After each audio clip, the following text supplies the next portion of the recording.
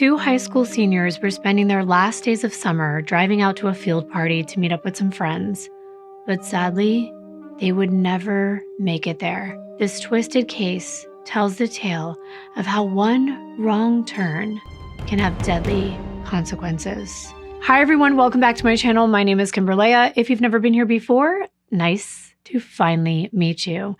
And if you have been here before, please think about subscribing if you like my content and hitting that notification bell so you don't miss out, because I am a day late, I think, posting this video, so I don't want you to miss out being here, especially within the first 2 hours, because I do try to spend that time answering all of your comments. Before we jump in, let me take a moment to thank our sponsor for today. Today's video is sponsored by Incogni, and I'm talking about them today because it's something I experienced that actually really scared me. A while back, I was researching people that I talk about in one of these cases, and I was doing a public record search on them, and I got curious, and I searched myself, and then I searched my family, and I was shocked by how much of my personal information used to be on these websites. I cannot believe how much information you can easily find on just about anyone, even with just their first and last name and the state that they live in. Things like their current address, their phone number, even where they're employed. The reason why all of this information is public is because our personal information is being sold to data brokers all the time and we don't even know it. When we're innocently filling out a form online or registering a new account on a website, our information is being sold to advertisers. And it should sound scary because it can be. People with bad intentions can use these sites to stalk people, harass them, or even worse. But there's an upside. We all have the right to request that these data brokers remove the information that they have stored about us in their database. But the bad news is that it takes a really long time to do this on your own. I'm talking years. And that's why I love our sponsor for today, Incogni, because instead of painstakingly doing all the work by yourself, they do it all for you. They find all the data brokers with your information, they reach out to them, and they make those requests on your behalf to have all of your information removed. The whole process becomes automated. They even take care of brokers who deny those requests. All you have to do is create an account and tell Incogni what information you want to have removed, and then just grant Incogni the right to make these requests on your behalf. Then sit back and relax because Incogni takes care of the rest. And also, you're probably like me and you're sick of getting countless spam calls and having your email inbox full of lists you know you don't remember signing up for. Incogni is the answer. The first 100 people to use my code Kimbyrleigha at the link below in my description box will get 60% off Incogni. So take the step to protect your privacy today and let Incogni do all the work for you. And thanks so much to Incogni for sponsoring today's video. I wanted to say that I love how so many of you share my love for discovering and learning about new places. I also really like when you comment about being from the places I talk about in these cases. Today, I'm taking you to a place that I've never talked about before, Ozark, Alabama. And if you live there or you're from there, let me know. And if you know someone else that's from there, share this video with them.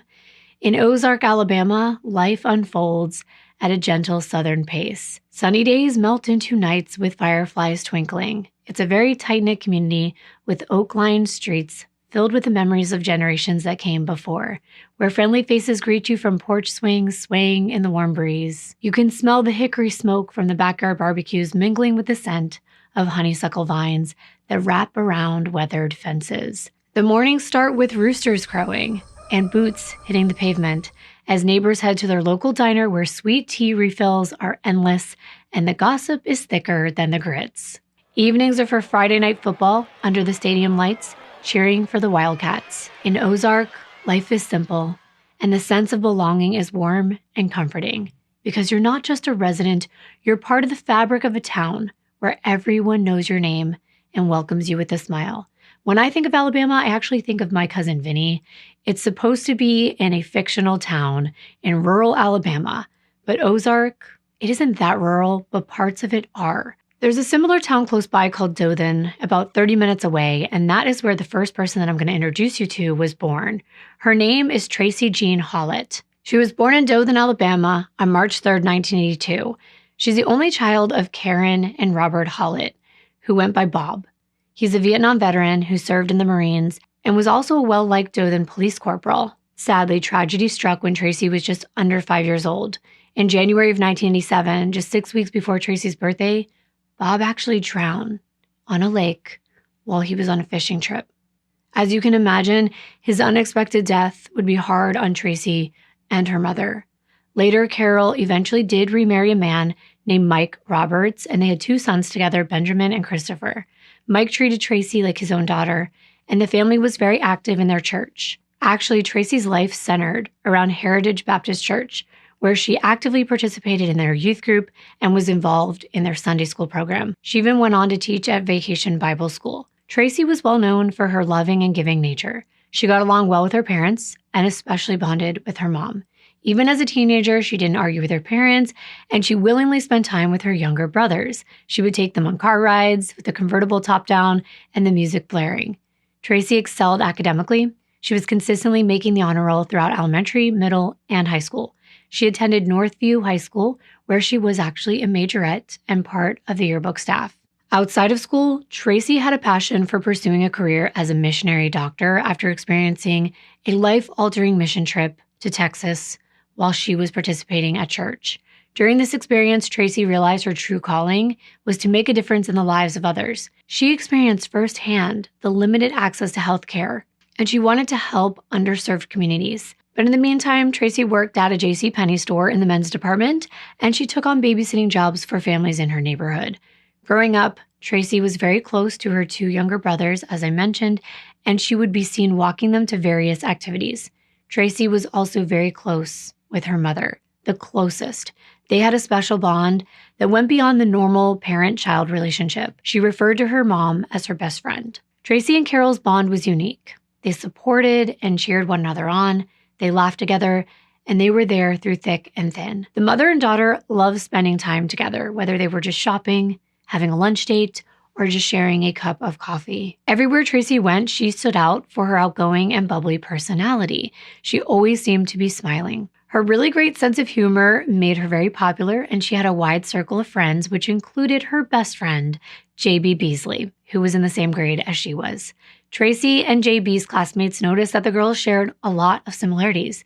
They were in the same church youth group, and they were both known for being friendly, hardworking, and outgoing. They even participated in the Miss Spectrum beauty pageant together, both earning spots in the top 10. They were beautiful on the inside and out. J.B. Hilton Green Beasley was born in Troy, Alabama on July 31st, 1982, to her mom Cheryl and father Hilton Lanier Beasley. J.B.'s unique name wasn't short for Jessica or Janet. It was nothing like that. She got her name from a combo of her dad's name Hilton and her dad's childhood friend's name, which is James Buford Green. And I thought that was pretty cool that she was named after 2 guys. J.B. didn't use the name James. She just always went by the initials J.B. She did have an older sister, Liv, who was actually 7 years her senior.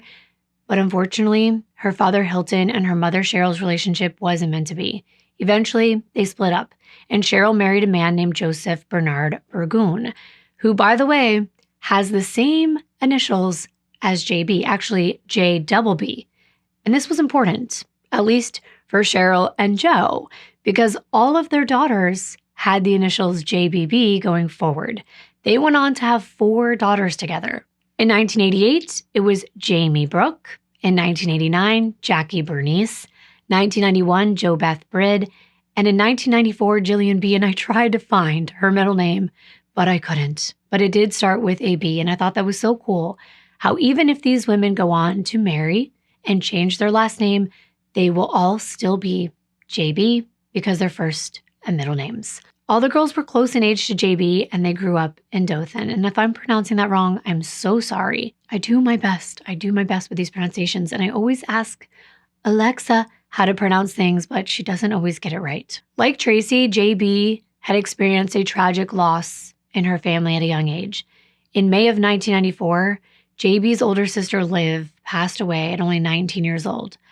I tried, but I could not find out how Liv passed away. But she was a graduate of Jeff Davis High School, and then she attended Auburn University and was working at an eye doctor's office in Montgomery, Alabama when she died. Liv's death made JB the oldest sister, and she took that role very seriously. She acted as a guardian to her sisters. She was always looking out for them. JB's cousin, Lindsay Turner, whose mother and JB's father, Lanier, are brother and sister, and was 4 years older than JB, recalls her being kind and patient, especially with her younger sisters, who could get on her nerves sometimes. Lindsay said JB loved her sisters more than anything in the world, and she did so much for them. She babysat them quite frequently, and she would even prepare their lunches in the morning for school. Lindsay said JB was literally the best person that she had ever known. But she was also the typical teenager growing up in the 1990s. She was passionate about things like country music and idolized artists such as Garth Brooks, Tim McGraw, Alan Jackson, and the Dixie Chicks. Her favorite song that held a special place in her heart, though, was Angel by Sarah McLachlan. And you may be able to relate to the next thing that JB was obsessed with. It was definitely a blast from the past. She loved Bath and Body Works, but her favorite scent of all time was none other than cucumber melon. I can still smell it right now. She would always be wearing it, and Lindsay remembers that it was a go-to gift. Everyone would gift it to JB for whatever the occasion. JB, her sisters, and her mom were also models. They modeled for department stores like Gayfers, Parisians, and McRae's. One particular memory they shared together was being on the runway at a Mother's Day fashion show. The sisters shared many memorable times. They loved watching the Jaws movie over and over again and singing Navy songs from the films. They loved dancing, dressing up, and giving full-blown performances. JB had an undying passion for dance. She excelled in ballet, jazz, lyrical, and tap. And she earned various dance trophies and awards, including All-American Cheerleader. JB's sister Jo Beth said that JB was made to dance. She was an angel gliding on the stage, and you could feel her passion for it when she danced. Jo Beth remembers being in awe of JB's dancing. She would watch her sister just dreaming of being like her when she got older. JB was so serious about dance that after high school, she actually planned to pursue it as a career. She wanted to go to Texas Christian University, where she dreamed of majoring in dance. Yet dance wasn't her only talent. She maintained a spot on the honor roll. She even received a United States National Honor Roll Award, and she was a member of the Future Business Leaders of America. Just like Tracie, JB took her studies very seriously. She was always busy, but when she wasn't in school dancing, she was shopping, tanning, and spending time with friends and family. JB also held a job as a file clerk and a receptionist at Southern Clinic, where she was known for actually making friends with all of the patients. While JB enjoyed her job, her passion would always be dance. And at some point in July 1999, she actually landed a job as a dance instructor. But sadly, she never got the chance to begin this dream role of hers. And I want to take you back to Saturday, July 31st, 1999. It was JB's 17th birthday, and both she and Tracie were gearing up for their senior year of high school, which was set to start in just a few days on August 3rd. At this time, Cheryl and JB's stepdad, Joe, had gotten divorced, and they shared custody of the children. They would go back and forth between the two households, and on that particular weekend, the girls were over at Joe's house. They would be back over at Cheryl's on Sunday evening. To celebrate JB's birthday and mark the end of summer, she and Tracie decided to attend a field party that night. The plan was for JB to spend the night at Tracie's, and then the next morning, they would go to church together before JB had to make it back home in time for her sister Jackie's 10th birthday party. JB wouldn't miss her sister's party for anything. She knew how much it meant for her to be there for Jackie. It was really cool having a birthday so close together. At around 10 p.m., the two 17-year-old friends left Tracie's house in JB's black 1994 Mazda 929. It was a gift from her father. They headed out to the field party in Headland, which was about 20 miles northeast of Dothan. I'm not sure if being teenagers meant not being able to keep track of time or consider how long it would take to get to their destination, then hang out and go all the way back to Tracie's, but she had a long-standing and strict 11:30 p.m. curfew. Back then, of course, there was no GPS, so the girls couldn't simply just plug in the location and know exactly how much time it was going to take to go there and back. But I just kept thinking, looking at the map on Google, they weren't really going to have that much time to hang out. It would have taken them about 17, maybe 20 minutes, give or take, to get there. So technically, they would only have about an hour to hang out until they had to make it back in time for Tracie's curfew. I don't think they were planning to make it. I think they were going to ask for forgiveness instead of permission. However, they never made it to that party. They got lost on the way through the curving, winding roads. They didn't have cell phones, so they had to find a payphone so they could call for help. That would have to be nerve-wracking for a parent. Not only just not knowing where your kids were, but how would anyone know where the girls were if they even found a payphone to call? I'm so glad that we have technology that we do these days. Just after 11:30 p.m., JB and Tracie see a gas station with an attached convenience store called the Big Little. It was located at 763 East Broad Street in Ozark, Alabama, that small town that I told you about with about 15,000 people. It's roughly 23 miles northwest of their home in Dothan. I don't know how they got this far off track, but if you look on this map, Ozark is pretty much in the totally opposite direction from Headland, where they were supposed to be going. When they got to the store, they planned to ask someone for directions and just use the payphone to let Tracie's mom, Carol, know they were running late for Tracie's 11:30 curfew. When the girls arrived at the well-lit store, they found out it was closed, but there was a payphone, so Tracie used it to call her mother. Tracie told Carol that they never made it to the party because they got lost. However, there was a car pulling up at that moment. It was a mother and daughter, and they were talking to them and trying to get directions back to Dothan from where they were. Once they knew how to get back to Tracie's, she relayed this to her mother, and then she asked if on the way back, she and JB could quickly stop by her boyfriend Wade's house to see him and some friends in Midland City on their way home, which would have been the halfway mark between Ozark and Dothan.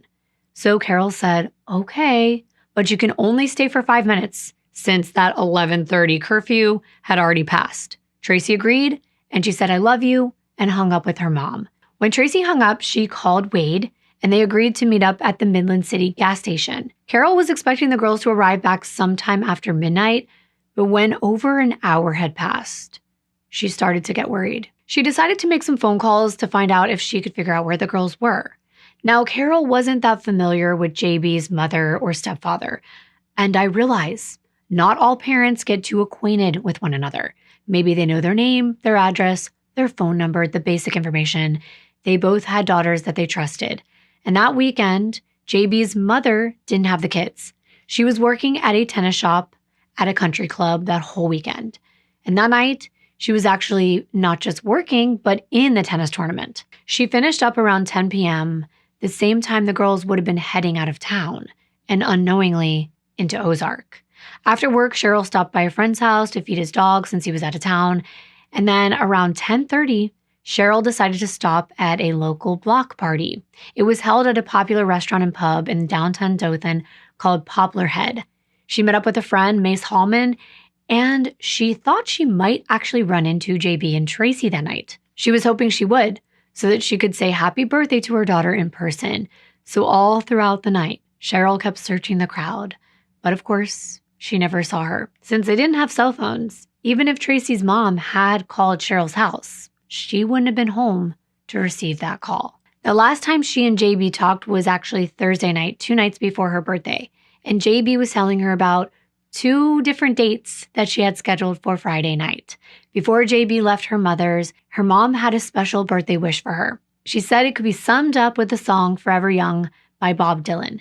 Cheryl shared with JB the lyrics of that song that deeply resonated with her, and she wanted JB to understand the importance of staying forever young at heart. She believed that JB possessed a unique youthful spirit that should never be lost. To further express her wish, Cheryl presented JB with a copy of that song. She encouraged her to listen to the lyrics and consider the message. Not only that, Cheryl mentioned how JB's dancing skills would be perfect to complement the song, and she said you should choreograph a routine to it. No one had any idea what Tracie and JB were going to go through the night of JB's birthday. Finally, Carol did get a hold of Wade, and what he told her made her even more concerned. He said the girls never showed up at the Midland City gas station. He and his friends waited for at least 30 minutes. But when they didn't come by, Wade and his friends left. And later that night, he tried calling Tracie at home several times to make sure she made it, but she never answered. Hours were passing with no word from the girls. Carol even began calling hospitals in the area to check if the girls were there, but they weren't.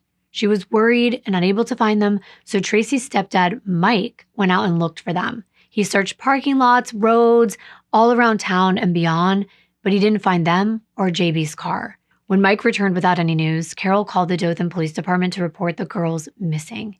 It was now 8 a.m. on Sunday morning, August 1st.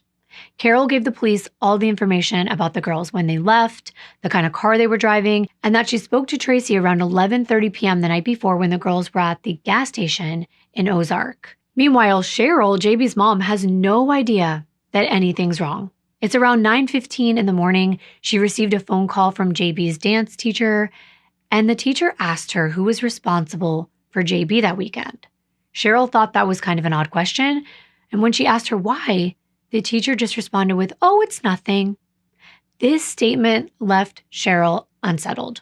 She decided to go on with her day, head to the country club, but because of this strange phone call, she was preoccupied with thoughts that something may be wrong with her daughter. She couldn't help feeling that something was amiss. So as she carried on her duties at the country club, a family friend came in and approached her and informed her that JB and Tracie had not returned to Tracie's house the night before. Of course, this is even more unsettling, but maybe the girls were just having a little too much fun and they decided to stay with friends. I know that most of us don't want to think the worst right away. Cheryl spent the next several hours trying to find out where her daughter was, having conversations with her friends, and then finally, the police.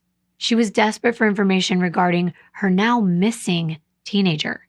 However, no one seemed to have any knowledge of their whereabouts. But hours earlier, at 9 a.m., a patrol officer out in Ozark who had no idea about Tracie and JB was doing his normal rounds. And that's when he noticed a black Mazda that appeared to be abandoned on the side of Herring Avenue, a narrow road that's often used by locals as a shortcut through town. This area was located less than a mile from the Big Little store. Looking at photos, I can see that Herring Avenue is surrounded by dense woods on both sides, and it looks like it would be very dark at night. So why would the girls have stopped there? Did they run out of gas? And where were they now? The thing is, at the time, when they found the Mazda, the patrol officer didn't know that this car belonged to JB or that it was connected to missing teens. So all the officer did was report the car as abandoned. Not much else could be done. And about 10:30 in the morning, they were making the connection between the girls and the gas station in Ozark.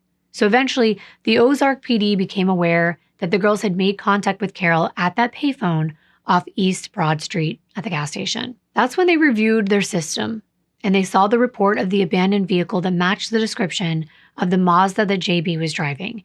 Here's the exact location where the car had been found. And this is how far it is from the Big Little gas station and convenience store where they stopped to call Tracie's mom. A mere 2-minute drive. So officers went out to that location to see if maybe there were any clues as to what had happened. The car was locked. One of the windows, the driver's side, was cracked just a little bit, and it appeared that the car may have been out of gas. It was very muddy, and it didn't look like the car had been forced off the road. There was no damage to the outside. When they looked inside, they saw that a purse was on the floor in the front of the passenger seat. So because they couldn't get inside, they decided to break one of the windows with a baton to gain entry. Once in the car, they found JB's driver's license stuck in between the seat and the center console, and the purse had credit cards, jewelry, and cash still inside. It didn't look like they had been robbed or anyone forced themselves into the car. The police had been given a description of JB's keyring, and I don't know if you remember these from the 90s, but they were little white blocks with black letters. One of them had a heart on it, and it spelled out "hard to get." Despite doing a thorough search of the vehicle, including underneath the seats, the officers could not locate these keys. And without the keys, they couldn't get into the locked trunk of the Mazda to continue looking for clues. They even used a metal detector in the area, but they couldn't find the keys. At this point, officers from Ozark informed Dothan Police Department that JB's car had been located, and a detective came out to the scene. Everyone was concerned about this abandoned vehicle. Besides it being linked to their disappearance, the car had some red flags. It was very dirty, like it had been taken off-road. There was mud on the rear bumper, the wheel wells, and dry sand and mud inside as well.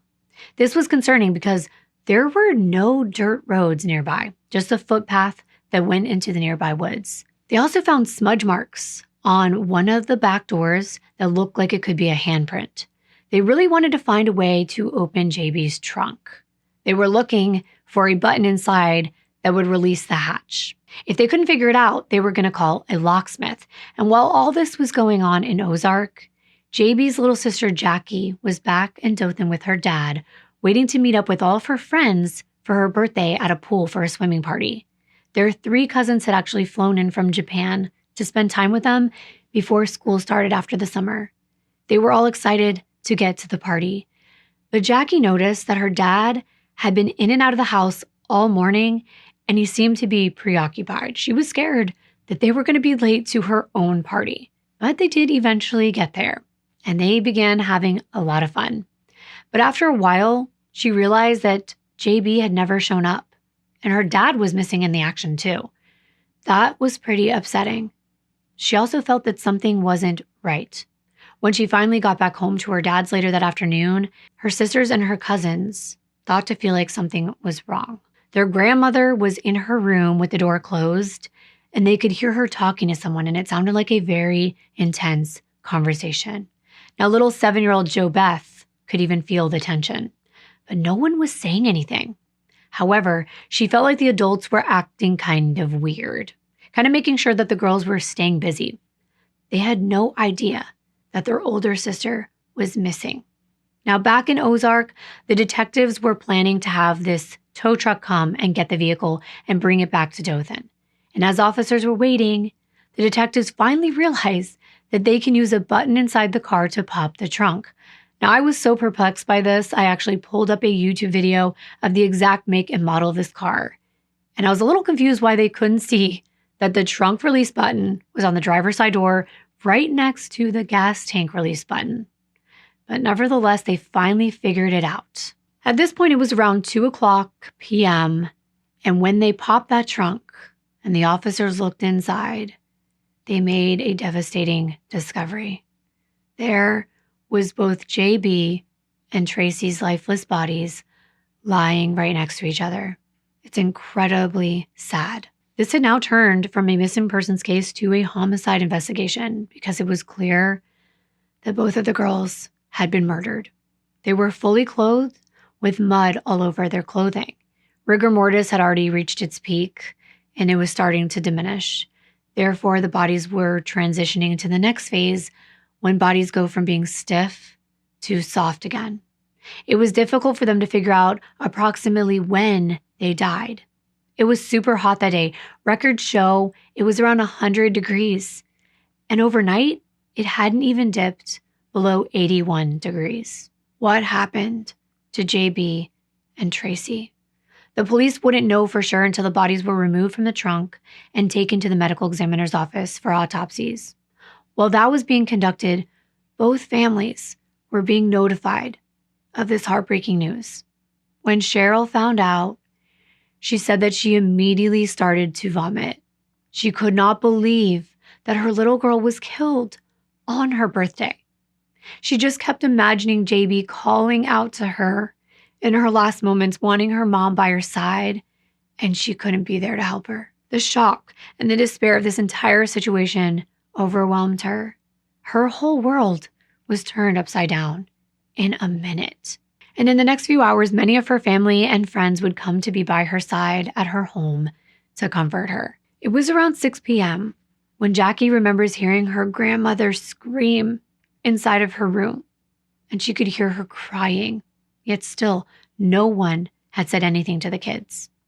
I want to read you exactly what Jackie said she remembers about that night when her dad finally drove the girls to their mother's house.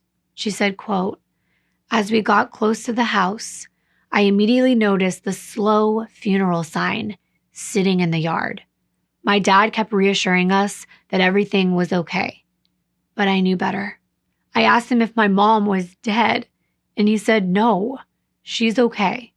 My dad walked us all into the house, and I see my mother sitting on the floor crying and people all around her. She grabbed us all and put her arms around us, and while looking at us all in the face, she said, JB is dead. I couldn't comprehend what she was saying. Those words hit me so hard, I couldn't even speak. All I remember is being silent and walking the house, waiting for her to come home any minute. The next morning I woke up and I heard the shower going, and I got up thinking it was JB. And then it hit me that she was never coming back. My world had been turned upside down, and our family was never going to be the same. End quote. She said that her last memory of JB was on Saturday morning, the day before Jackie's birthday. JB gave her a big hug and told Jackie that she would see her the next day at her party. Jackie remembers JB hugging her for a few seconds and telling her that she loved her. She said that was the last time she heard her sweet voice, and she will never forget it. Wow, I cannot even begin to imagine that pain. JB's family had not experienced one, but now two of Cheryl's daughters had died just years apart. And just like that, Jamie Brooke became the oldest sister, just like JB had when Liv passed away. And now they became 4 sisters. There would be one less sister running through the house and fighting over the bathroom in the morning as they were getting ready for school. Little Jo Beth was only 7, and she remembers that day that she got the news her older sister was gone. She said, quote, I remember walking into my mom's house, and I saw everyone surrounding our mother and crying. That's when we got the most devastating news. Because I was so young, I didn't quite understand what was going on. I couldn't believe that I wouldn't be able to see my sister again. It was so hard to understand at that time. End quote. It would be hard for any of us to understand, but especially a young child. Then there was JB's cousin Lindsay, who had been busy at school at Auburn University. When the news came in, she was so upset that she couldn't be with her family. She said, quote, I wanted to stay at my parents' house until we got more news, but I had papers due early that week. So my parents insisted that I head back to Auburn and they would keep me updated. That afternoon was torture waiting to hear anything, but I somehow managed to slap together rough drafts of my papers. When I was finished, I jumped in the shower and intended to call my parents as soon as I got out. I had just gotten dressed and was about to dry my hair when I heard a knock at the door. When I looked out the peephole, I saw my brother and sister-in-law, and I knew right then what they were about to tell me. Opening the door, the look on my brother's face was all I needed. It was like someone had kicked me in the stomach, and the pain would never stop. I had experienced numerous terrible days in my life, including a head-on collision with an 18-wheeler. But the day we lost JB is still by far the worst day of my life.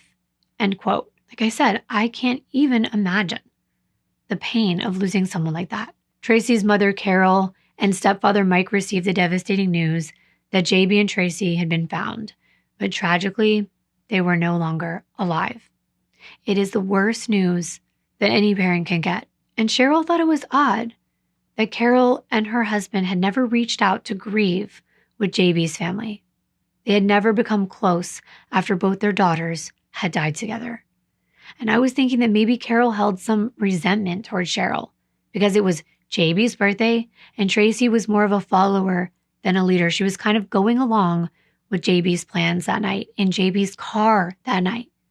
Who knows? But the two families never connected with one another through their grief. Some people do want to be alone in these moments. And going back to the officers over in Ozark, when they were getting ready to transport the victims' bodies, they noticed a 9mm shell casing lying on the bend of one of Tracy's knees. As they carefully looked inside, they concluded that Tracy had been stuffed inside the trunk first. She had a single gunshot wound to her temple. They could see a cut on her arm, and under closer inspection, there were briar thorns stuck to her pant legs. She was still wearing a brand new pair of New Balance shoes that her parents said she just purchased the week before for about $95. But now they were covered in a thick layer of mud. It looked as though JB had a gunshot wound to her cheek. She also had mud on her shoes, and both girls' pants were wet from the knees down. Once the girls' bodies were removed from the trunk, the police carefully looked inside and concluded that the girls were killed after they were forced inside that trunk, but not at that location. They came to this conclusion based on a few reasons. There was some sort of indentation in the trunk where Tracie's head had been, and a 9mm shell casing was lying where JB's head was positioned. As for why they didn't think the car was in that location when the shots were fired, was because while looking over the car, the police kept hearing a dripping sound coming from below. When they checked underneath, they found blood that was dripping and blowback. And this signified that a bullet had gone through the trunk and the car had been moving when blood was dripping. There was also dried blood on the ground in somewhat of a trail and then a large puddle, which signified to detectives that the car had been sitting there for a while. All this evidence led the police to believe the girls were attacked, then forced into the trunk and shot somewhere else, and then the car was moved to Herring Avenue hours earlier and abandoned. The police continued checking out the car, and inside they found more mud and sand, but they noticed it was only on the driver's side floor. This made them theorize the killer was the one that drove the car to Herring Avenue and left it there, taking JB's keys with them. The police also noticed that the rear view mirror was actually on the floor of the passenger side of the car. This meant that there was probably a struggle inside of that vehicle. It would take quite a lot of force to take a rear view mirror off like that. They checked for fingerprints, but the only ones they found were from the two officers that had searched the car before knowing that the girls were murdered. The Ozark police realized that they could not investigate these murders by themselves. So the Alabama Bureau of Investigation, the FBI, and other law enforcement agencies were brought in to assist them. Meanwhile, Dr. Gregory Wagner performed autopsies on the girls, and he concluded that JB was shot in the face close up and that she died immediately from a brainstem injury.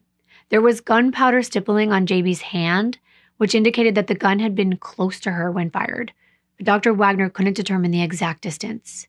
He noted that JB's shoes and the inside of her jeans were muddy. This suggested that her pants had been off at one point.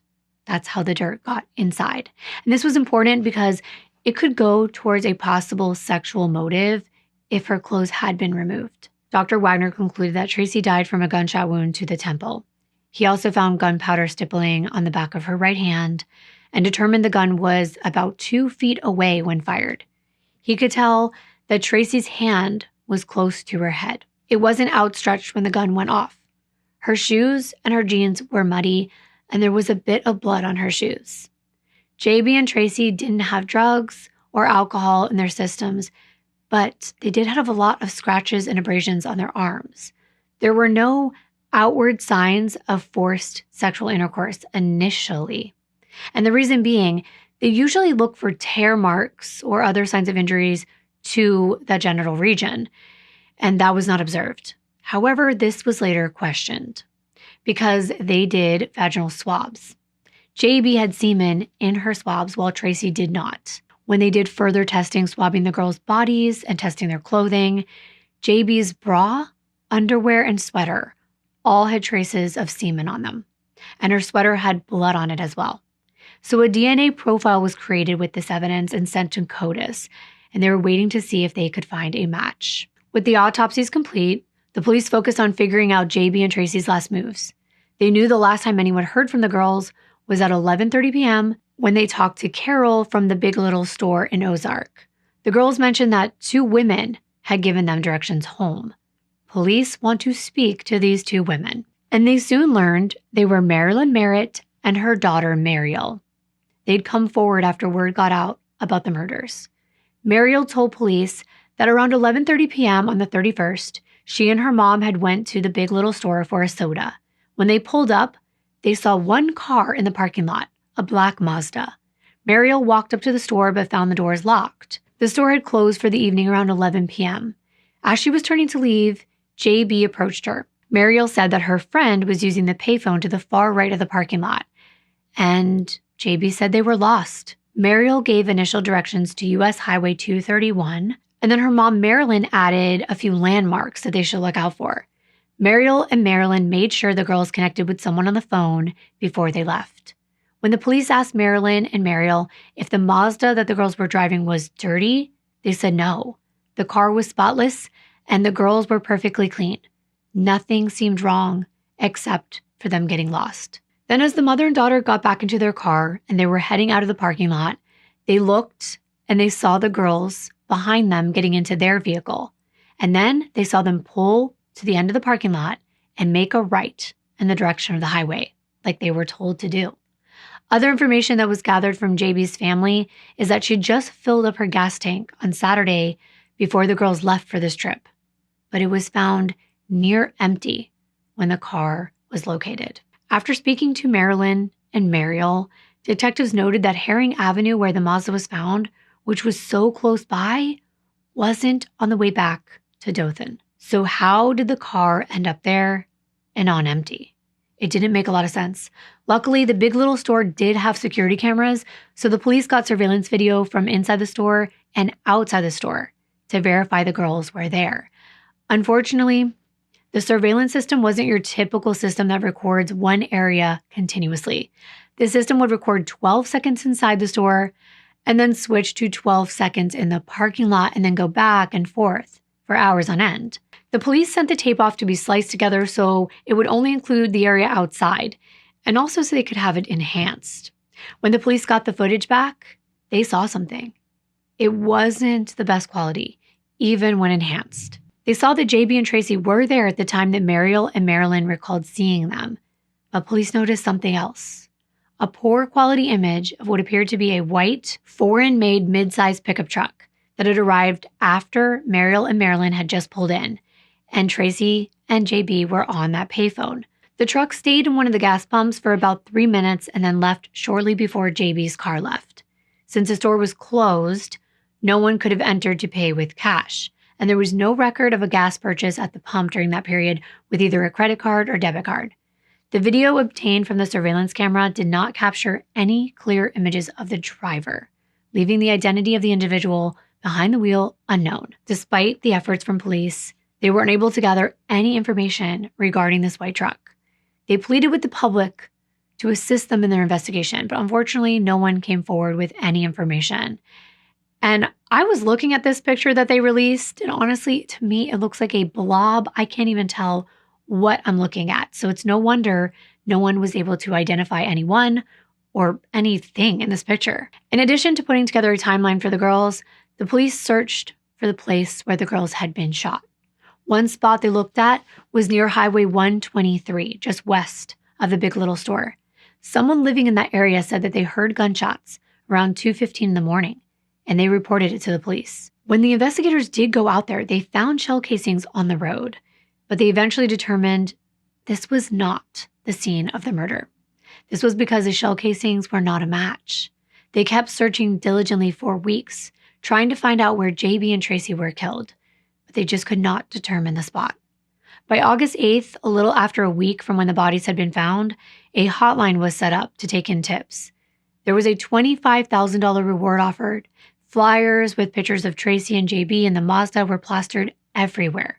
The police had talked to over 150 people and followed lots of leads, but the progress was slow. The police worked nonstop to solve this case. And by August 18th, the reward was over $35,000, and 3 FBI profilers had actually joined the investigation. They hoped that this would help them find a suspect, but it didn't. It was on September 1st the police released that surveillance footage I was telling you about of the truck that I couldn't even make out. No one ever came forward with any tips, but there was about to be a big break in this case. A tip came in from a man named John William Barentine. Let me explain.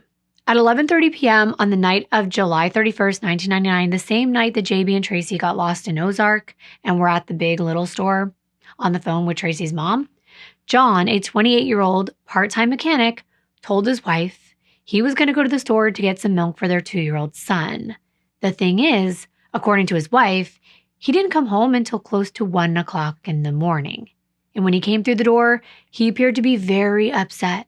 She asked him what happened, and he said, quote, "I was hit by a black truck with a Dothan tag near Herring Avenue," end quote. Well, we know that JB was from Dothan, and her vehicle was found on Herring Avenue, and it was black. But it wasn't a truck, and there was no damage that would have connected it to any kind of accident. Well, the next few days, John began talking to his friends and family members, saying that he thought he might know something about the 2 dead girls. That was how he referred to them. John told one of his friends, Leon Jordan, that he thought he might know who did it. And Leon told him, if you know something, you should report it, especially because there's a reward for any information leading to an arrest. So on September 1st, Leon was aware that John was at the police station being questioned. Well, the next day, on September 2nd, the Ozark police shared some big news that everyone had been waiting for. They had made an arrest. It may come as a surprise, but it was none other than the man they'd questioned the day before, John Barentine. At first, the police didn't tell the public how he was connected. During a press conference about the arrest, the Ozark Police Chief Tony Spivey said he couldn't give out much information. However, he was confident that they had the right person. He explained that the investigation wasn't over, and they were still trying to figure out a motive. The only detail that Chief Spivey could share was that John didn't know the girls and that the murder seemed to be a crime of opportunity. While John's mother and his 3 sisters were visibly upset, they were at this press conference, and afterward, they criticized the police for not sharing the evidence that allegedly linked him to the murders. They claimed he wasn't involved. They described John as a little bit strange, a bit of a loner, but they insisted he was not a killer. Jennifer, one of John's sisters, said the police were setting him up for someone else's crime. Angela, another sister of John's, mentioned that on the night of the murders, John did leave home, but not for hours like his wife said. It was only for 15 minutes, so he could buy milk at the convenience store off of US Highway 231. Angela questioned, how could my brother commit a double murder in such a short amount of time? She emphasized that John was soft-hearted. He was a man that couldn't even bear to see a woman cry, plus he did not own a gun. Following the news of John's arrest, the media interviewed people that knew him, and almost every single one said they were surprised to hear that he was being blamed for the murders of JB and Tracie. One neighbor said that Johnny acted a little strange, but she never saw a violent side of him. He was always really friendly to her. She never would have thought he'd be capable of murder. Well, many people have been fooled before, so I'm never sure about that. A regular customer at the service station where John worked said that he was always really sweet to her. She'd never even seen him upset, and she was never scared of him. She didn't think he had it in his nature to kill. Even John's boss said he didn't think he was responsible, and everyone in town was saying the same thing. He added that he wanted to know what police had against Johnny and why they weren't talking about it. Days later, on September 9th, there was still no news about John's alleged connection to the murders. Chief Spivey said he understood that people had questions, but it wasn't the right time to give more details, since, as they always say, this was an ongoing investigation. That's reasonable. But he assured everyone that he was confident the police had arrested the right guy. On September 20th, there was a preliminary hearing to figure out if the state had enough evidence to move forward with the charges against John Ballantyne. This was the first time anyone outside the police department had heard the evidence against him. During that hearing, the police finally shared that a few days after JB and Tracie were killed, they got a tip that actually led them to John.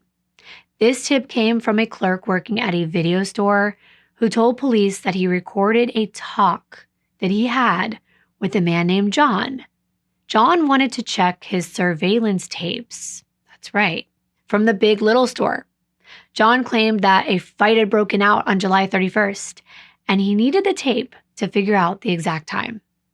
Because John was inquiring about a video, the exact night and the place where the girls were last seen, where a murder took place nearby, It was really odd to the clerk, and that's why he recorded this conversation. The clerk told the police he did not know John's last name, but he knew he had an account under Mary or Barry Barentine, and the address was 109 Young Avenue in Ozark. When police went to that location, it didn't exist. However, they were able to locate a Mary Barentine at 110 Young Avenue, and she was married to a man named John. So they spoke to her. When they asked Mary where her husband was on July 31st, that is when she told them he left around 11 p.m. to buy some milk for their son. At first, Mary did say he was only gone for 15 minutes, but then she changed her story, saying it could have been longer. She wasn't positive because he had taken her watch with him. And I was sitting there thinking she didn't have a clock and inside her whole home. Fair enough, I guess. But then Mary said when John got back, she thought it had been at least an hour, maybe even 2. And she asked him why it took so long. And that's when he told her that a black truck forced him off the road off of James and Herring Avenue, which is actually right where JB's Mazda was found. Not just on the street, but in almost the exact location. I'm going to show it to you. The police then talked to John at his workplace about this black truck. And John said that when he went out to get the milk, he took the long way to Grocery Outlet, going down James Street. He claimed that that black truck with tinted windows and a 38 car tag came off of Herring and hit his car, and then drove onto Matthew Street. I'm mapping it for you. John told the police that he arrived at the Grocery Outlet to buy milk at 11:35 p.m., and on his way home, he kept checking to see if the black truck was following him. Once John was back home, he just couldn't sleep, so he took a shower, and then he watched Rocky III until 3 a.m. The next day, he told police he used a rag to buff out the damage that the black truck had done to his car. Then he told his friends and his family members that he thought there might be a connection between the black truck that hit him and the murders because of the close proximity. Before he could come forward with any information, the police had already tracked the man down. They wanted to see that rag that he used to buff off his car. They were hoping that it had traces of black paint on it, so they asked him to bring it down to the station with him. When John showed up as requested, you think he brought the rag? He didn't, but he did show the police where he said he got hit. One officer experienced an accident believed there was no damage to John's car, and that it had never been hit by a black truck or any vehicle. The police then confronted John and said, "The Grocery Outlet closed at 9 p.m., so what's your story?" That meant John couldn't have been there to purchase milk that night. They caught him in a lie. And that's when John admitted, "You're right. I lied. I just wanted to collect the reward money." The police asked John to tell them what really happened on the night of July 31st. And that is when this story goes off the rails. This man was questioned for 4 hours in a videotaped interview, and his story changed, I think, at least 6 times. First, he told them he was home all night. But Mary, who was in the police station as well being questioned, contradicted that. She insisted, no, he definitely left for milk. John then changed his story again, saying he actually went to the BP gas station on US 231 to buy milk, and he was there for 20 minutes and he drove home. He claimed that on his way home, he passed the Big Little store where he saw JB and Tracy on the payphone outside. But then John told the police another story. In this version, he claimed a man with tattoos who worked for his uncle and lived in a White House nearby was the one that killed Tracy and JB. According to John, when he left for the store, he picked this man up at a 4-way stop sign. As they passed the Big Little, the man saw JB and Tracy, and he suggested to John that they, quote, "get some," end quote. I think you know what he'd be referring to. Well, of course, this piqued the detectives' interest, since they already were aware there may be a sexual motive. John said he pulled into the parking lot, and the tattooed man went up to talk to the girls. Then he climbed into the back seat of the Mazda on the driver's side while one of the girls was still on the phone. Eventually, the girls drove off with that man in their car, and John followed them, thinking that maybe the man's going to need a ride. The Mazda stopped on Herring Avenue, so John parked on James Street, turned his lights off and his engine. Somehow, he could hear the conversation that the man was having with the girls. And according to John, this tattooed man and the girl who drove the Mazda got out of the car. And that's when he said the girl said, "I thought you were going to give us directions. What are we doing in the woods?" And the tattoo man replied, I will, but first, you gotta give me some." John said he saw the girl who had been sitting in the passenger side get out and start to run. But the tattoo man grabbed her and dragged her back to the car. John told the police the smart-mouthed one jumped on his back while he was dragging the other girl. Then John said he watched the man put both of the girls into the trunk, and he heard 2 gunshots. Then the tattoo man frantically ran to John's car and told him to let him get inside. He jumped in with the Mazda's keys in one hand and a gun in the other. John said they drove around for a while until he let the man out somewhere in Ozark. That is quite a story, and a lot of the things he said actually added up. How did he know all that? Well, the newspapers were talking about a lot of the facts. John was arrested after telling all of these different stories to police. Even though he said there was another guy there, John put himself at the location where the girls were last seen, and he seemed to know way too much information not to be involved. So they arrested him and charged him with 2 counts of capital murder. At John's preliminary hearing, the police testified that they investigated John's claims about this tattooed man killing JB and Tracie, but they eventually ruled him out as a suspect when 3 people confirmed that that man was with them on the night of the murders.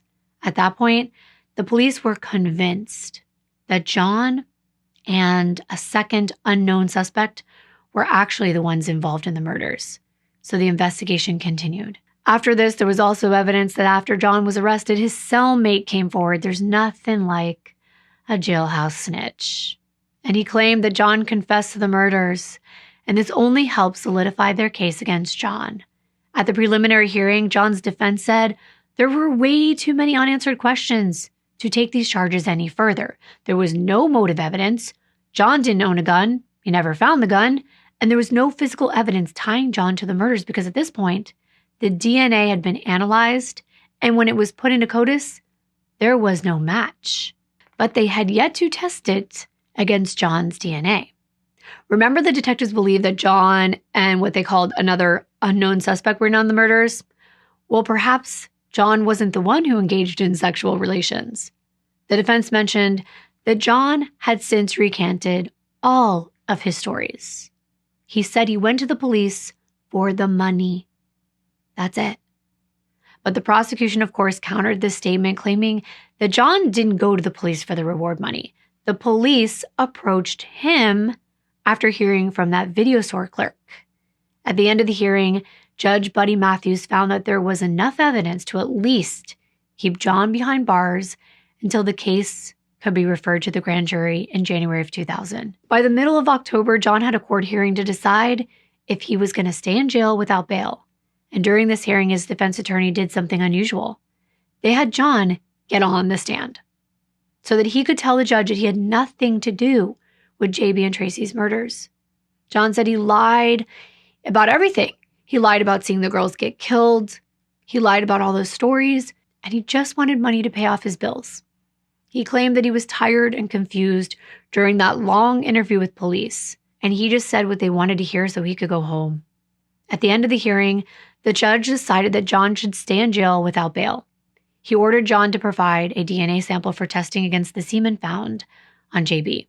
John's friends and family, they stood by him. His mother, Faye, said he didn't do it. He's not capable of doing it. He has a 2-year-old son, and he's not capable of doing anything to hurt a child. In early November, John's attorney announced the DNA did not match. But the police said this doesn't change their investigation. They still firmly believe that John and another person were involved. But after this news did come out, Judge McLaughlin lowered John's bail to $200,000. And in mid-December, he somehow posted that bail. On January 10, 2000, the grand jury decided not to charge John with murder. At first, the police made it seem like they were going to continue this investigation into John. But soon, they said that he was no longer considered a suspect. And they were back at the beginning. And the big question was, what were they going to do next? It seemed like they wasted a lot of time going after a man who really didn't seem connected. A few days later, they increased the reward to $45,000. And then a new team of investigators joined the Ozark Police Department to help. They kept working hard on this case, but the leads were slowing down. Months had passed, and things got even slower. After the tragic murder of J.B. and Tracie, a memorial fund was established in J.B.'s honor at the Compass Bank in Dothan.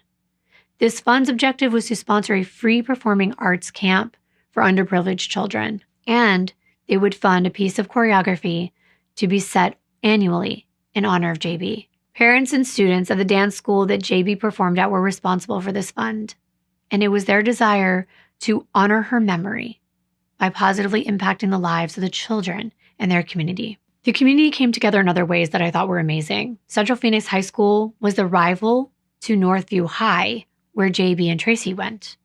However, after their murder, at the very first pep rally, Central Phoenix High School decided to show their support and send a gift to Northview. The gift was a banner that displayed a heartfelt message. The banner read, "Rivals, yes, but friends nonetheless." It was really nice to see everyone come together. It's just sad that it had to be under these circumstances. And then just a few months into the new year, in February of 2000, 2 teenage girls in Mississippi were found dead, shot in the back of the head, and left on the side of the road. Police began investigating a possible connection between these 2 cases. The victims in this new case were Amanda Welburn and Kelsey Bullock. However, after conducting a thorough investigation, it was determined that there was no connection between the 2 cases. 2 men were eventually arrested for the murder of Amanda and Kelsey. Their names were Paul Evans Jr. and Nathan Townsend. Both of the men were convicted and sentenced. And there were other leads, other suspects, so to speak. One was from Battle Creek, Michigan. Police did not disclose the person's name, but they noted that he was at a party the night of the murders right near where JB's car was found. And then he left town within days of the murder. In order to further investigate the possible connection, they interviewed this suspect, and they traveled all the way to Michigan on several occasions. This man was unable to account for 3 or 4 hours on the night of the murders, and he made statements that were suspicious to police. However, his DNA failed to match the DNA discovered at the crime scene. Eventually, the police had to move on and focus their attention elsewhere. At the 1-year mark, the case was going cold. Cheryl wanted to keep the girls in the news and in the public. She had an idea of placing the girls' photos on utility bills as well as having their pictures on the envelopes until the murder investigation was solved. Cheryl also wanted the girls' pictures to be displayed in public places like sports complexes. Cheryl asked the city to please donate the Civic Center to host a charity ball in honor of the girls, with the proceeds going towards funding things like billboards. Meanwhile, Tracie's parents, Mike and Carol Roberts, they made a memorial in the spot where JB and Tracie's bodies were found. 2 white crosses. They put them there at the anniversary of their murders. And by August of 2000, Mike had to put the crosses up for a 3rd time. The first 2 times, they were stolen. Who would even do that? However, the 3rd time, Mike installed the crosses using quick-dry cement, which made it harder for the thieves to steal. Mike Roberts told the media that he vowed to get justice for his stepdaughter Tracie, even if he had to take his last breath on earth doing it. I saw a bumper sticker on the back of his truck that read, "Someone I loved was murdered." That same month, August 2000, America's Most Wanted filmed a special on this case. The host, John Walsh, traveled all the way to Dothan, Alabama to film a reenactment of the murders of JB and Tracie. The purpose of this episode was to generate new and relevant information about the case, and it focused heavily on that white pickup truck seen in the Big Little parking lot around the same time the girls were making that phone call. However, at the time, Cheryl was not aware that they were going to depict a reenactment of her daughter's murder. Cheryl told the media that watching that episode was going to be really scary for her. Police ended up with many tips after the segment aired, but nothing was relevant. In December of 2000, a tip was received at Crime Stoppers. It was said that a weapon that was used in the murder of JB and Tracie could be located in a creek in northern Dale County. The tip stated that the gun was submerged 6 to 8 feet underwater. So they sent divers down there to search by hand. They devoted several days scouring this creek, but unfortunately, there were no weapons found. I feel like there were so many potential leads that led them literally nowhere. So JB's mother, Cheryl, was invited to do a segment on the Maury Povich show. I don't know if you remember this. It was actually called I Need to Solve My Child's Murder. The episode went on air in January of 2001. Cheryl sat with 4 other parents of murdered children, and they shared their stories and their hope of seeking justice for their loved ones. The decision to appear on this show was not easy for Cheryl. She had to fly to New York to film this episode, and she knew that it would require immense emotional strength and courage. However, she felt that it was one of her last opportunities to do something significant and find answers about who murdered her daughter. She knew that they had to keep attention on this case. There were other suspects that were in question, but each one of them were totally investigated, and after years that went by, the murders still remained unsolved. Tracie and JB's friends and family were still holding on to hope that they would get justice. Every year on the anniversary of their tragic deaths, their loved ones would gather at that site where the car was discovered, and they would honor them. Years later, 16 years later, in 2015, the Thursday Review published 2 write-ups about JB and Tracie's case. They interviewed JB's sisters, Jo Beth, Jackie, and her mom, Cheryl, and her cousin, Lindsay. That is where I got a lot of the information about who JB was and how everything unfolded on that fateful day the family was notified back in 1999. It had been 16 long years with no answers. The article included a picture of 20-year-old Jillian, 23-year-old Jo Beth, 26-year-old Jackie, and 27-year-old Jamie posing with a portrait of their late sister, JB Beasley, who would have been 33 years old that year. They said they would never give up hope that her killer would be found. Jackie said that she thought of JB every time the clock hit 11:11 because JB used to stop and say, "Make a wish." When asked if Jackie thought JB knew her killer, she said that she thought it could be someone they knew or possibly an authority figure. She didn't think her sister would have pulled over for anyone else, especially at that time of night. When asked what they do to keep this case alive, Jackie said they created a Facebook group for JB and Tracie, and they had almost 4,000 members. They said they were selling vinyl stickers that said justice for BJ and Tracie on them, and they were using that money to help raise awareness for the case. They also planned things like a car wash and a 5K to raise money. They said they would never stop searching for answers. When Cheryl was interviewed, she told the reporter that after 16 years, she still lived in the same area. In 2006, she actually graduated from Troy University with a Bachelor's of Science in Criminal Justice, and that the murder of JB has left her relationship with her other daughters very strained. She loved them so much, but it was really hard for her to remain close, especially since one of them looks strikingly similar to JB.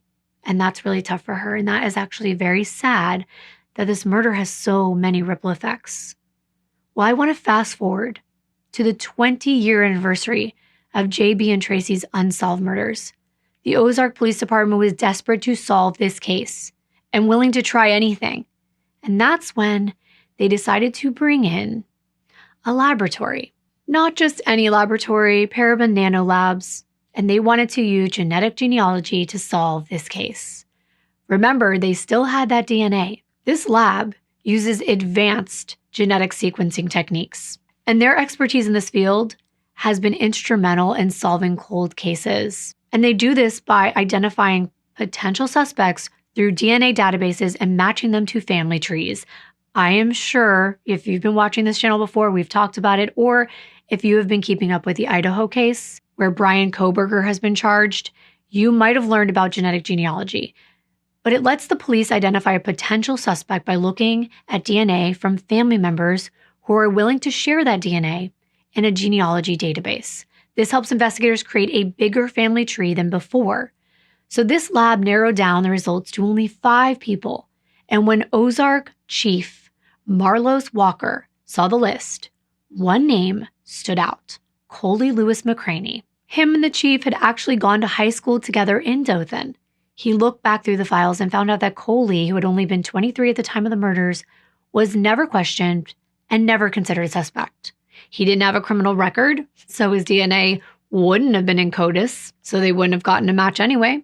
But police checked into Coley's background and learned he was born in 1974 in Quincy, Florida. And then his family moved to Ozark, Alabama when he was 3 or 4 years old. Coley grew up with his 3 older sisters. His dad was a carpenter. His mother worked at a nursing home. While he was a junior at Carroll High School, Coley started dating a woman named Zafary. They had a child before Coley graduated in 1992. He and Zafary married, and that same year they welcomed another child.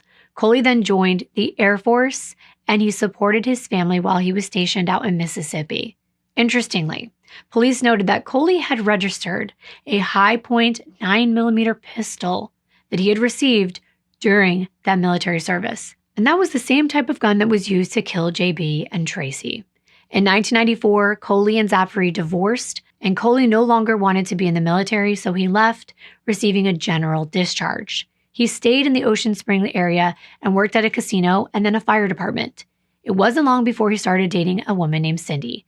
They also welcomed a child together, and then he moved all the way to New York, but that relationship didn't last. So Coley returned to Ozark, and he moved in with his mama. He worked odd jobs before going into the semi-truck industry. He went to school in 1997, and he started dating a woman named Diana, who he had another child with. A year later, Coley finished school and became a long-haul trucker. He worked for 3 or 4 weeks on, and then he came home for a few days. He moved into a home on Linsby Drive in none other than the town of Ozark. And this home was about a half a mile away from both the Big Little store and Herring Avenue, where JB's car was found. This meant that Coley lived within a short walk of where JB and Tracie were last seen and where their bodies were found. There were a lot of connections here, with the most important being his DNA, which was a match to the DNA found inside JB's body. About a year before the murders in March of 1998, Coley had began dating a woman named Jeanette, and she moved into Coley's house just a few months later in June. Coley and Jeanette then bought some land next to Coley's mom's house, but before they could move in to a trailer on that land, Coley had to clean it all out. He did this when he wasn't driving his semi-trucks. Well, Coley wasn't faithful to Jeanette, and in September of 1998, a woman claimed that he was the father of her child. A judge ordered a DNA test on July 30th, 1999, just one day before the murders of JB and Tracie. But despite being ordered to take this test, Coley never showed up. Instead, he just decided to pay the child support without providing his DNA. I wonder why. Over the next few years, there were many petitions for child support accusing him of not even paying. And in mid-August of 1999, Coley and Jeanette moved onto that land that they had bought. And on June 25th, 2001, they got married. They welcomed 2 children, and Coley kept working as a trucker. But I want you to fast forward to late 2018. Coley and Jeanette, they're married. They're now living in Dothan. Their daughter's a high school senior. Their son is in college, and he's still a trucker. But now he also runs a religious nonprofit called Spirit and Truth Lifeline Ministries. He's a bishop and a preacher at a local church. He seems like he's on the straight and narrow. So could he have been involved with the murders? In order to find out, Chief Walker got in touch with 45-year-old Coley in January of 2019, and he asked him if he would help him out by giving him his DNA to build out a family tree for a case he was working on. Coley asked his wife what he should do, and she said, "You have nothing to hide." So he decided to go give a sample of his DNA. When his DNA was compared to the semen evidence from JB's body and clothing in late February, that match was made. The odds of the semen coming from anyone else was extremely rare. I'm talking 1 in 122 nonillions. That's 122 followed by 30 zeros. Yeah. This proved that Coley had sexual relations with JB, but it didn't prove that he murdered anyone.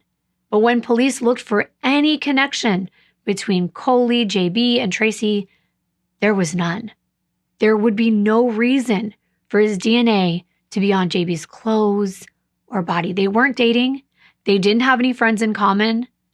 So something wasn't adding up. Coley was under police watch until they could make an arrest. And on March 15th, Coley was finally arrested and taken to the station for questioning.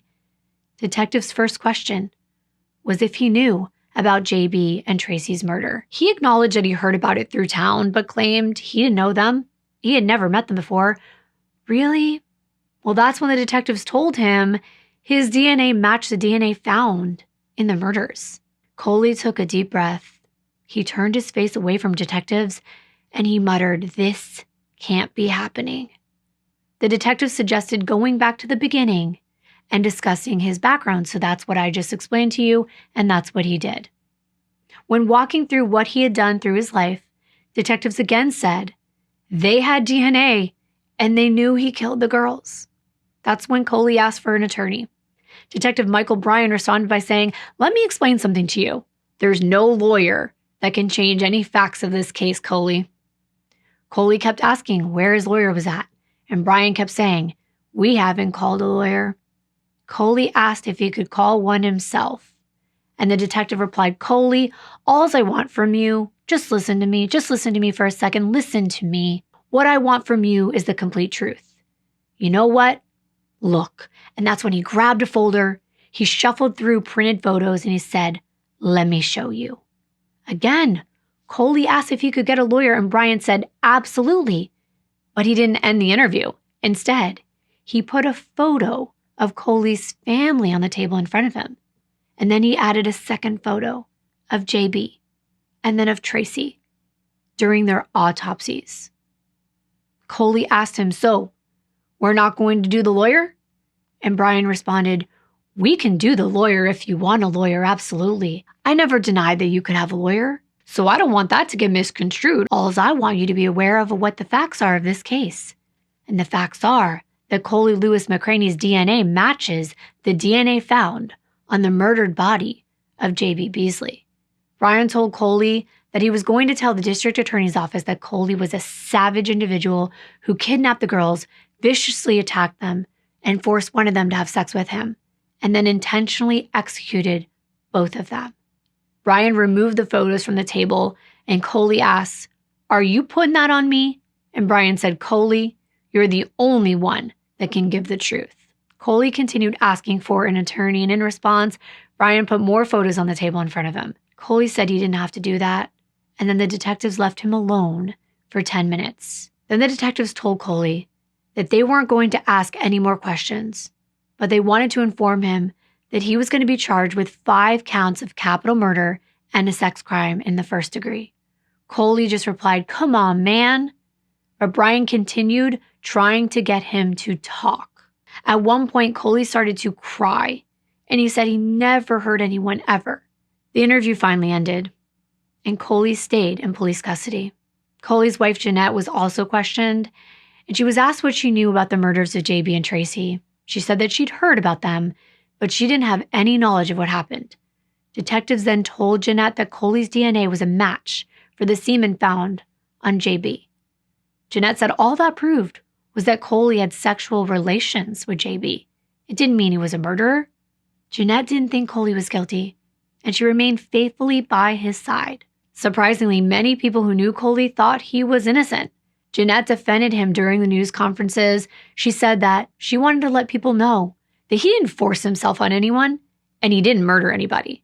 She described Coley as a family man who pushed his children to succeed academically and even quizzed her on Bible history. Chief Walker himself, that knew Coley, said he was very surprised when Coley's name was a match to the DNA. Remember, they went to high school together. He said, "Every person I talked to said the same thing, but DNA doesn't lie."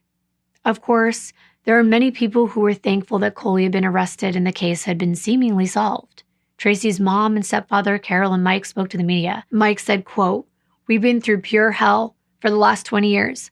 I know we're going to have to go through a lot more because we're going to have to relive it again, and I'm ready to relive it.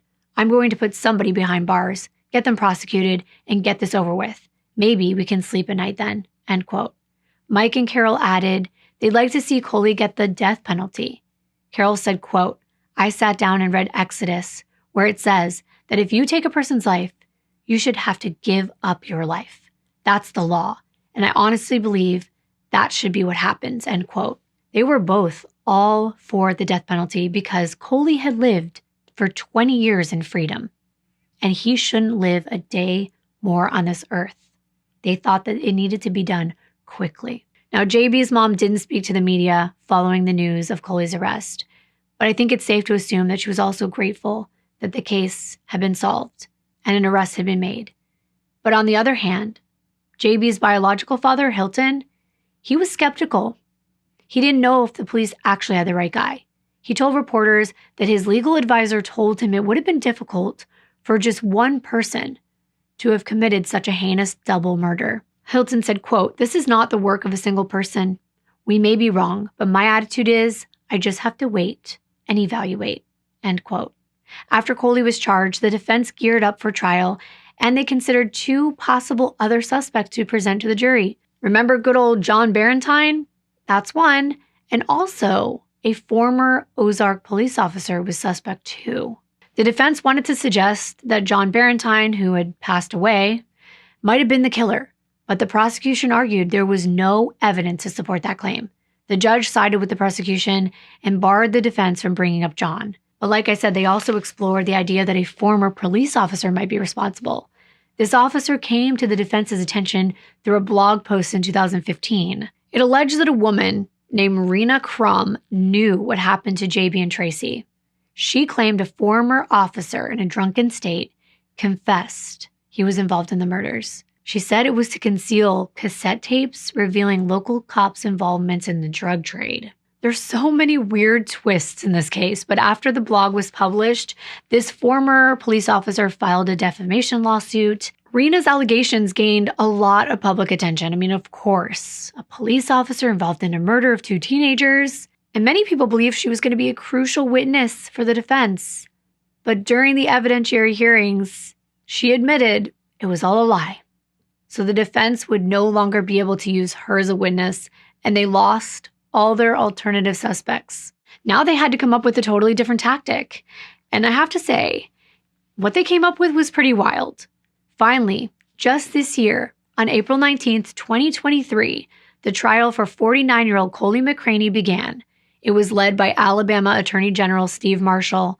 The prosecution told the jury all about JB and Tracie, how they were both extremely friendly, how they had their whole lives ahead of them, and so much more.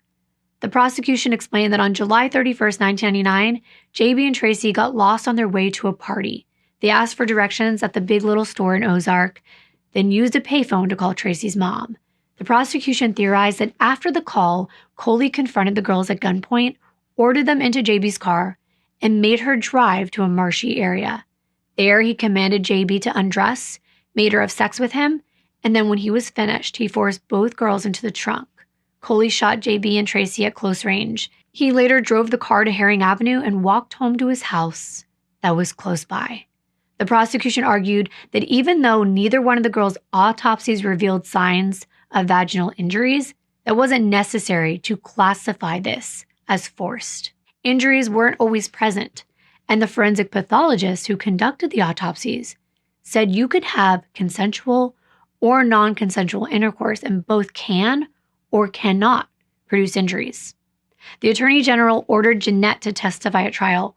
Now, she hadn't been married to Coley at the time of the murders, so she did not have any marital privileges. Jeanette talked about what happened on July 30th, 31st, and August 1st. She said Coley returned from a long-haul trucking job on the 30th. The next day, Jeanette went to work while Coley went to their land to clear it out. According to Jeanette, she arrived home from work around 8 p.m., and Coley came home shortly afterward at 8:20. He was sweaty from working outside, so he took a shower. 2 hours later, close to 10:30 p.m., she said Coley left to visit his mom's house. He hadn't seen his family in weeks, so he decided to pay them a visit. Jeanette said she remembered that Coley returned home right before 1 a.m. She knew this because they had a rule that after 11:30 p.m., the chain had to go on the door. So she locked the chain lock on the door at that point and went to the couch to watch TV. When Coley came home, Jeanette was still awake, and the chain was on the door, so she had to get up and open the door for Coley. She recalls the time. She said Coley's clothes were completely clean. There was no signs of blood or mud. And he told Jeanette that his car had been broken down at the Big Little store, forcing him to walk back home. He asked her to come with him and jump his car. So Jeanette actually left the house, drove with Coley to the store, and they were able to jump his car before returning home. They got back at 1:20 a.m. They slept for a few hours, and then later that morning they got up, they went to Walmart, they bought some supplies for his car and for the road because Coley had to leave that very next evening. And they didn't talk for the next 3 or 4 days, which was typical because Coley didn't have a cell phone, just a pager. Jeanette testified that a few days after the murders occurred, her mom told her what happened. Jeanette thought about reaching out to the police since she and Coley had been to that same Big Little store on the same night. But in the end, she didn't contact them because she'd only seen Coley's broken down car at the store. No one else and no other vehicle. There was nothing suspicious in her mind. Jeanette said she never heard anything that would indicate that Coley met or had sex or killed JB and Tracie. But let's face it, Jeanette puts Coley's car in the exact same parking lot where the girls were on the same night, and his DNA was found on JB. Still, the defense argued the wrong person was arrested. They claimed that JB had consensual sex with Coley on the night she was killed. According to the defense, on July 31st, Coley, then a 23-year-old player, that's what they called him, encountered JB and Tracie at the Big Little store. He gave them directions, and then he hopped in JB's car and continued talking. Eventually, they decided to have consensual sex. When they were done, the girls dropped Coley off at his house. The defense said someone else then killed JB and Tracie. What? First of all, Tracie already got directions from Marilyn and Mariel.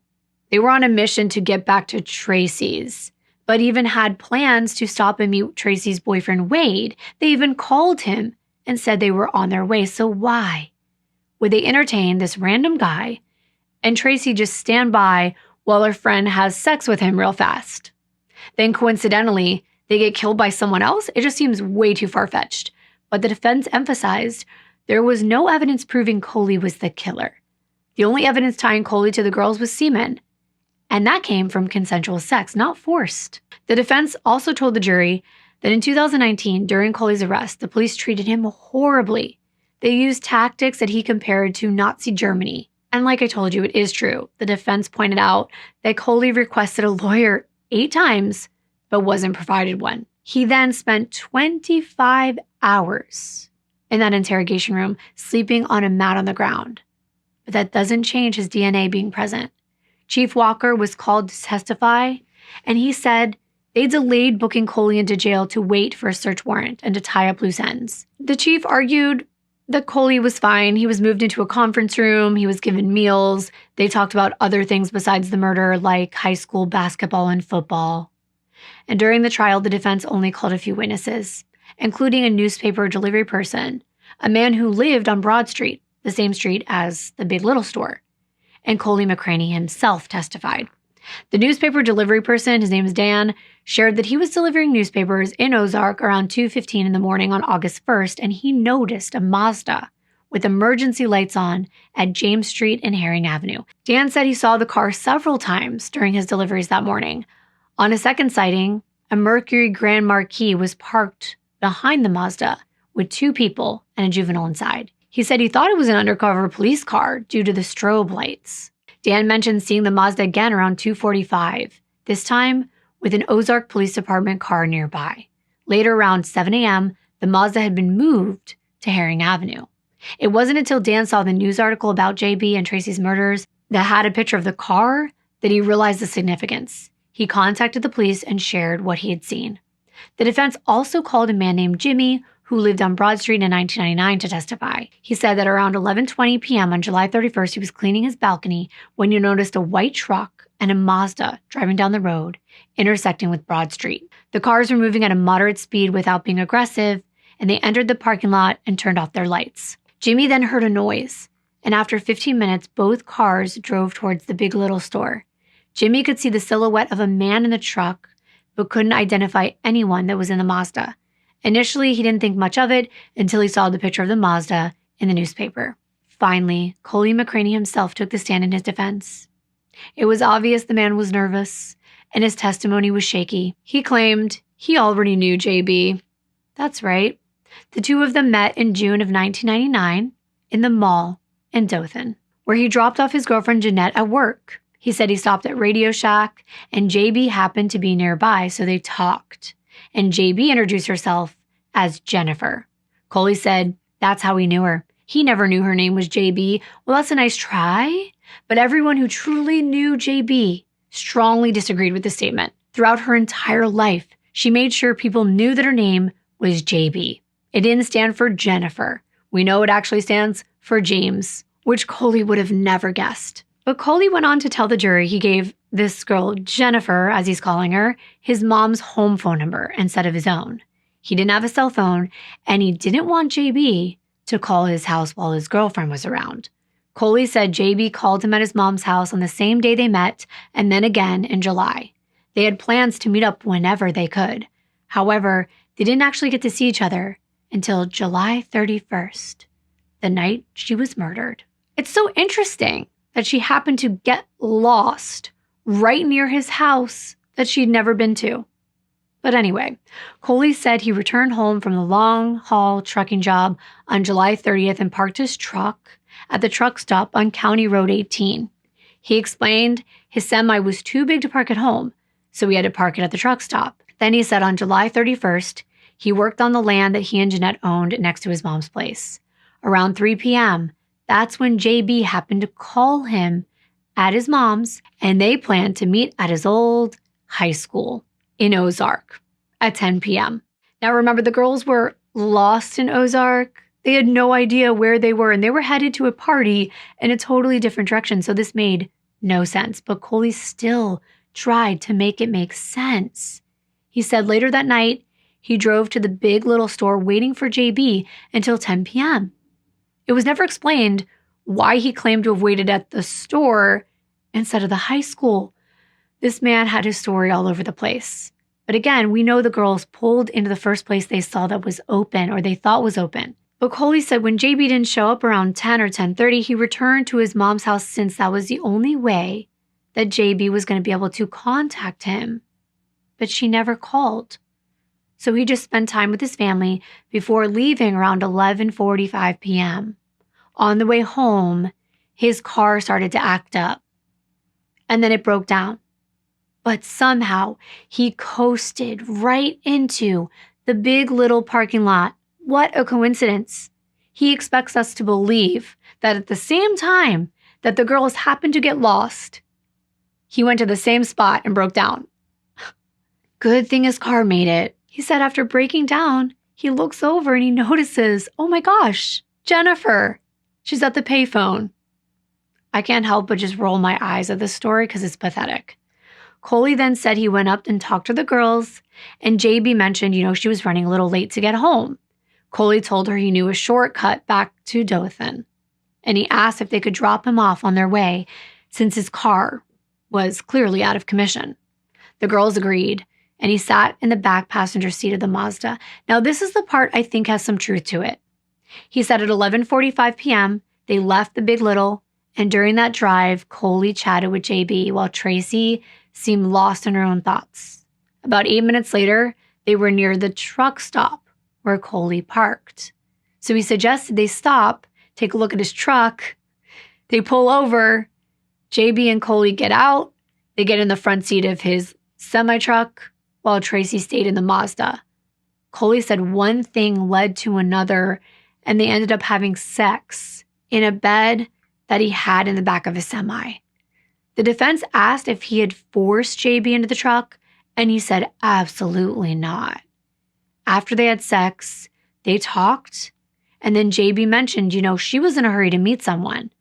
They got out of the truck, back into the Mazda, and then Coley asked to be dropped off on Broad Street to avoid being seen by Jeanette. He said the girls dropped him off about 12:30 in the morning, and he walked home. No, I'm not buying his version of events at all. Let me know what you think happened, but there's more before we finish. Coley explained that's when he asked Jeanette to go help him jump his car at the Big Little store.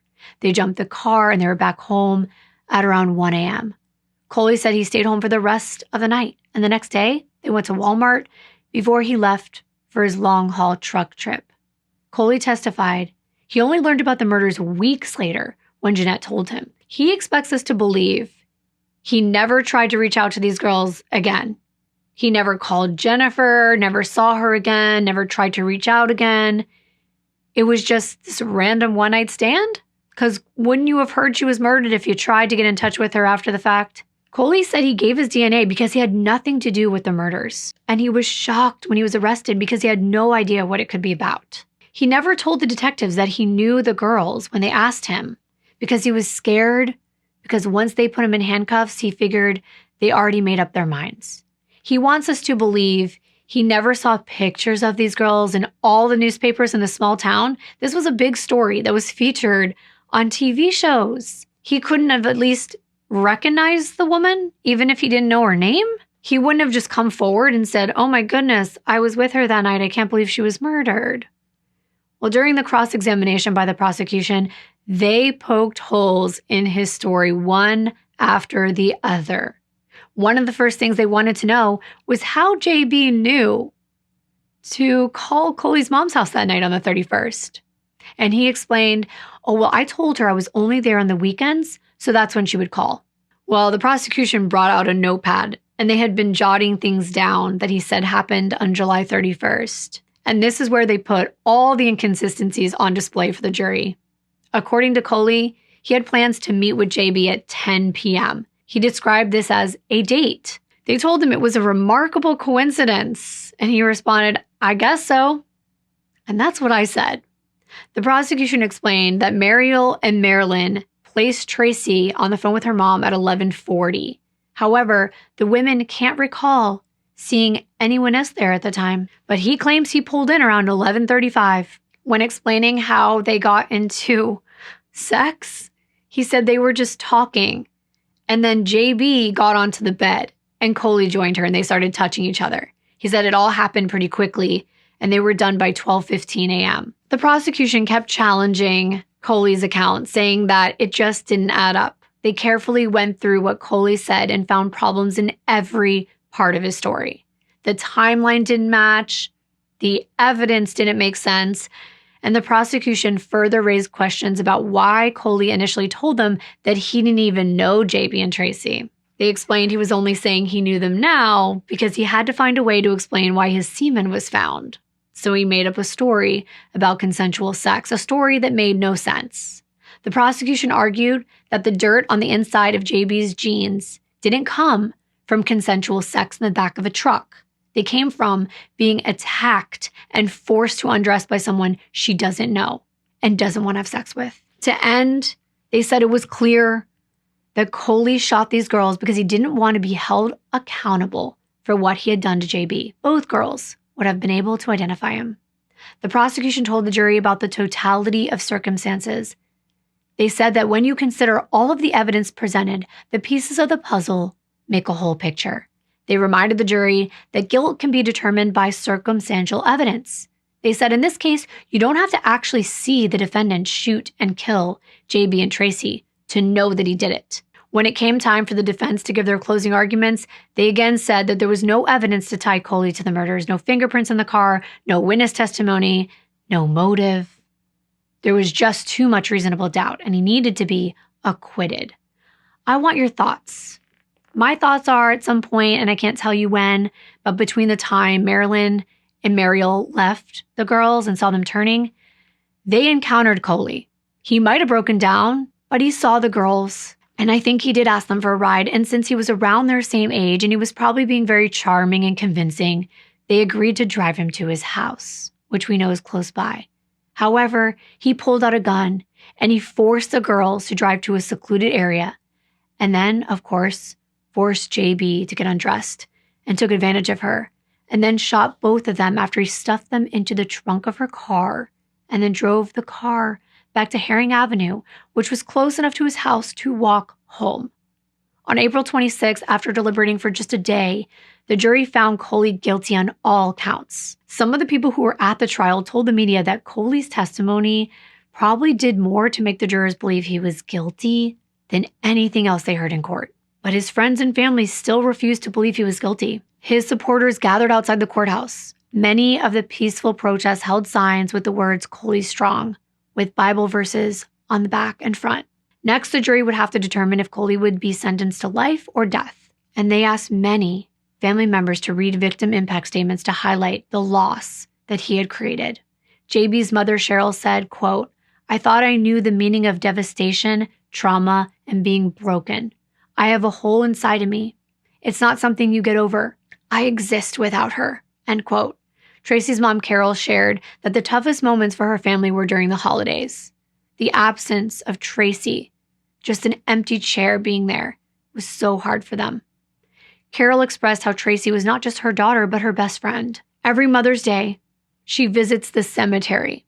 She spoke about the challenges of trying to have normalcy in her life for her sons and shielding them from the pain and give them a childhood that they deserve, and how difficult it is even decades later. But the defense argued there were mitigating factors that showed that Coley should only have life in prison. He didn't have a criminal history. He was present in his children's and his grandchildren's lives, and he was a value to others. Even his daughter, Alicia, talked about her childhood. Had she grown up in a loving home, she never saw her parents fight or her father ever be aggressive towards anyone. Coley's wife said he's very family-oriented and a great father and a good man. His children need him, and she needed him. In closing, the prosecution told the jury that Coley already had 20 years free after murdering JB and Tracie, and that the man they saw today was a different man back then. That man back then wasn't a godly man. That man was a rapist and a murderer. In the end, the jury chose to send Coley to prison for the rest of his life and not sentence him to death. The Alabama Attorney General released this statement, quote, 23 years, the families of JB Beasley and Tracie Hawlett have hoped and prayed for justice. While this outcome will not bring their loved ones back, my hope is that it will give them the much-delayed closure they deserve and will reinvigorate this entire community's faith in the justice system. The verdict handed down today sent a clear message. We have no tolerance in this state for those who callously take the lives of others, especially our youth. Coley's friends and family continued protesting about the verdict. On May 6, they showed up to Justice Park to voice their concerns. They said he was wrongly convicted. Coley was later formally sentenced to life without parole. He has appealed his conviction. The appeal is still pending. After the tragic deaths of JB and Tracie, a memorial was established close to where the Mazda was discovered. It's decorated with flowers, crosses, and angel statues, and it serves as a reminder that JB and Tracie will never be forgotten. I really wanted to get your thoughts on this one. I think they got it right. It's sad that maybe he made a very bad and impulsive decision that night. But no matter how much he changed afterward, he still has to be held accountable for those choices. And I think if it was someone else, they would have found them by now. I want to thank you all so much for being here. And I want to thank our sponsor, Incogni, once again for making this video possible. Please don't forget to check them out at the link in my description box. Thank you all so very much for being here. I will see you in my next video. Bye.